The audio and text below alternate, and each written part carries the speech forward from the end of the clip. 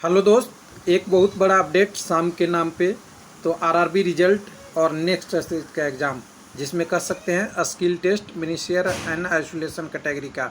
तो RRB NTPC का result कब आ सकता है? तो लग रहा है कुछ तेज़ी है, लेकिन जब तक ऑफिशियल नहीं आए तो तेज़ी को तेज़ी ही मानिएगा, क्योंकि अभी समय ठीक नहीं चल रहा है प्रिडिक्शन या एक्सपेक्टेड डेट का।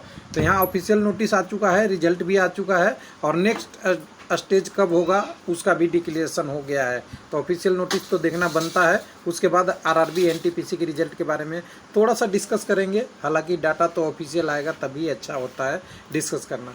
तो यहाँ पे आपका यहाँ पे डिटेल नोटिस के लिए चेन्नई पे चलेंगे। अभी सभी आरआरबी पे डिटेल नहीं आया है, कुछ आरआरबी पे आ रहा है।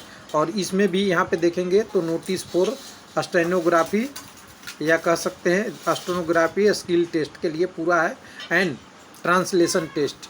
इसमें टीचर स्किल टेस्ट का भी बात नहीं हुआ है। कैटेगरी नंबर 1 एंड 2 की बात हो रहा है आपका, किसके लिए? मिनिस्ट्रियल एंड आइसोलेशन कैटेगरी के लिए। तो यहाँ पे अगर ओपन करेंगे नोटिस में तो आपको नोटिस तो दिखेगा ही यहाँ पे डिटेल के रूप में। और अभी फ्रेश नोटिस है, थोड़ा सा ताज़ा भी है कह सकते हैं। न्यूज़पेपर नहीं है और न्यूज़पेपर की कटिंग नहीं है, एसएमएस भी नहीं है।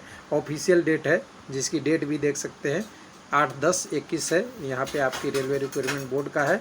और यहाँ पे देखिए क्या क्या है मिनिस्ट्रियल एंड आइसोलेटेड कैटेगरी में।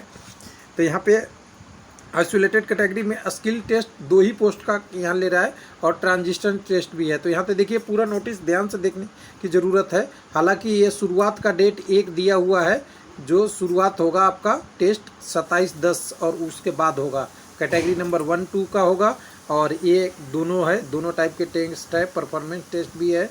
टीचिंग स्किल टेस्ट के लिए भी बोला है, डेट अनाउंस बाद में होगा। हो सकता है उसका सेंटर या उसकी तैयारी नहीं हो चुकी है। 10 दिन पहले आपका जानते ही है एग्ज़ाम सिटी पहले आएगा, 10 दिन पहले कॉल लेटर 4 दिन पहले आएगा। जैसा कि आपकी पहले जो स्टेज थे उसमें एग्ज़ामों में हुआ करता था।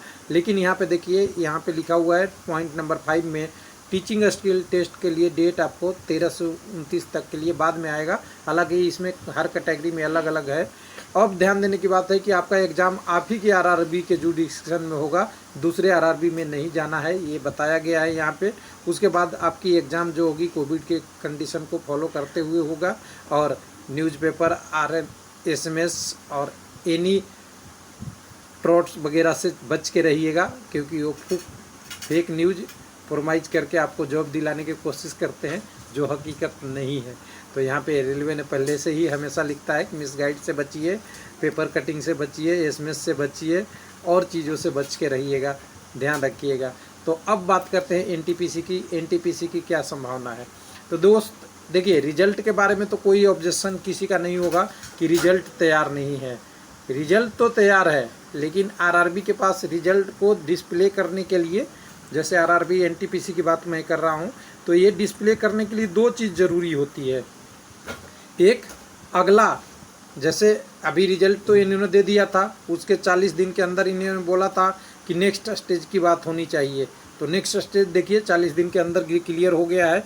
उसी तरह आरआरबी के, जब तक एनटीपीसी की बात करेंगे, आरआरबी के रिजल्ट इसलिए भी डिले हो सकता है कि जब तक आपकी एग्ज़ाम सेंटर बुक नहीं होता तब तक, यानी उसकी पॉसिबिलिटी कम है कि रिजल्ट दे के केवल रिजल्ट होल्ड में रखा जाए और पब्लिश में नहीं किया जाए। यानी एग्ज़ाम सेंटर फिक्स होने पे रिजल्ट डिक्लेयर होने की चांसेस आराम हो जाती है, इजी हो जाता है।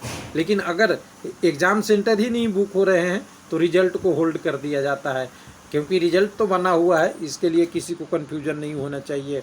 वो 10 दिन आपने टेंडर में देखा होगा, एक आपका रिवाइज आंसर की के साथ साथ जैसे ही आंसर की का ऑब्जेक्शन होता है तो 10 दिन के अंदर रिजल्ट पब्लिश होना चाहिए। और यहाँ पे तो 2.5 मंथ हो गए आंसर की आने के बाद भी, 1.5 मंथ प्लस में हो गया। तो यहाँ पे एक डिटेल आपके पास ये है कि एग्ज़ाम सेंटर नहीं तैयार है, इसलिए भी रिजल्ट नहीं है। और दूसरी तो आप जानते ही है, वैकेंसी रिवीजन भी एक मायने है। CBT 1 से पहले ही वैकेंसी रिवीजन जो भी होना होता है हो सकता है, CBT 1 के बाद में मुश्किल है रिवीजन करना। तो यही है, ये भी एक कारण हो सकता है कि इसके भी काम चल रहा हो। तो उम्मीद करें जब भी आए रिजल्ट आपके लिए थोड़ी सी खुशखबरी लेके आए। थैंक यू, धन्यवाद।